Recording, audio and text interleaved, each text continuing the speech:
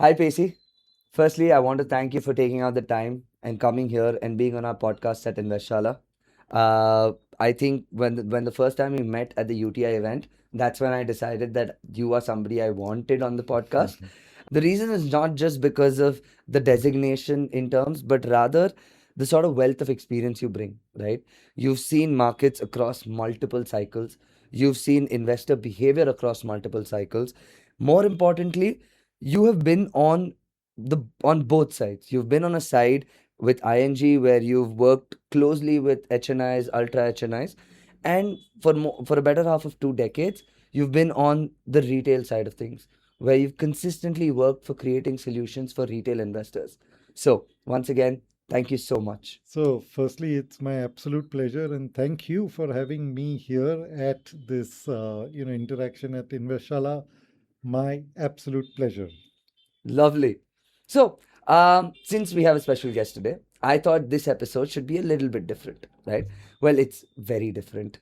So, what we're doing today is we're going to be pulling up different assets Okay. and we're going to be giving you a short statistics on those assets and then maybe a couple of questions to get your view on how an everyday investor should look at this as a, a strategy for asset allocation, right? Sure. Sounds Awesome. good. Before we begin, I just want to put out a disclaimer. We are not here to bash any particular asset. All we're trying to do is put out the actual data in front of people. Absolutely. We totally and completely are proponents and people who aggressively talk to all our investors about multi-asset investing and not just within equity and debt or commodities, but also across FDs, real estate. So we do believe that every investor should have the whole basket when they think about investments. So, I echo that view, and I'll make a point here, and this is my belief that every asset class is good. Mm-hmm. Okay. Does not mean that every asset class is good for every investor in the same proportion. If an asset class is chosen for the right purpose Mm-hmm. that it is meant to serve, then it will fulfill the need of that particular investor. So, every asset class is needed and is important in an investor's life. Let's begin with that assumption and then take the conversation ahead. I think that's right on the point. So with this, let's bring in our round one. So we're going to have a total of Super. 5 rounds, Super. and now we'll bring in round one. So round one, we start with India's favorite, right? Let me guess. Fixed deposits? There, bang on, right? Uh, Everyone and their parents have fixed deposits. Your bank RM at the end of the month will look up your account balance, call you and say, "Sir, ma'am, FD kar lo," right? Let's look a bit. Let's look a bit at the stats, right? Let's say I have 25 lakhs today, and I want to invest into FDs, right? At a rate of 6.5%. Essentially, what I'm saying is that my maturity value is going to be about 95 lakhs approximately. At 20% tax, that return comes down to 5.6% effective, right? So, my question to you is, although on paper 25 lakhs becoming 80, 90, 95 lakhs looks really good, there is one particular assumption that a lot of investors miss considering, that is inflation.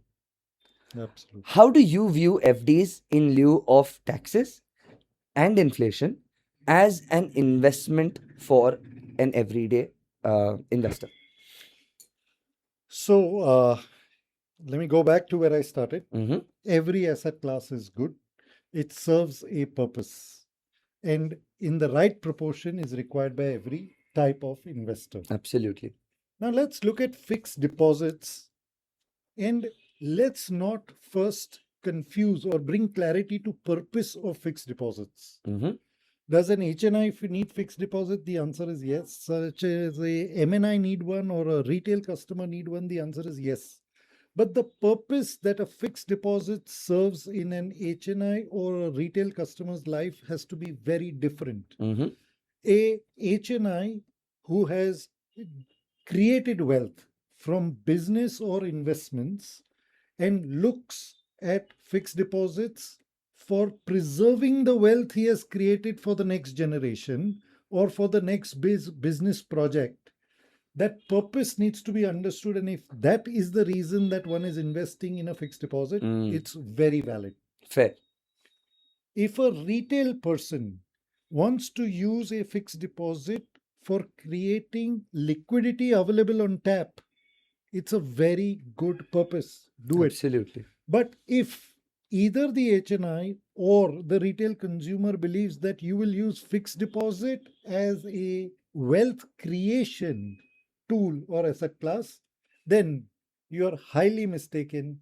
The two demons of taxes and inflation will not only wipe out your gains, but corrode, actually like acid, corrode your capital out. Absolutely. So, to that extent, I think for every investor, what's important to understand is why are you looking at fixed deposits? Most people begin with this thing of safety. Right. Perfect. I get that part, to say that some part of your portfolio should be kept in an asset class that does not express as much volatility. Fair. But if that is going to be a asset which is going to be looked upon as an investment and investment value, then you are not going to be, it's not an asset class for wealth generation or wealth creation. It's a great tool for liquidity. It's a great tool for wealth preservation, for transition, whether it's to the next business or to the next generation. So, the largest deposits in the world have been kept in Swiss bank accounts, where they've actually earned zero interest. Yes. For a long time, these were negative carry bonds or deposits. The only people that kept them there were because this was intergenerational wealth that needed to be held on to. Correct. They were never wealth creation tools.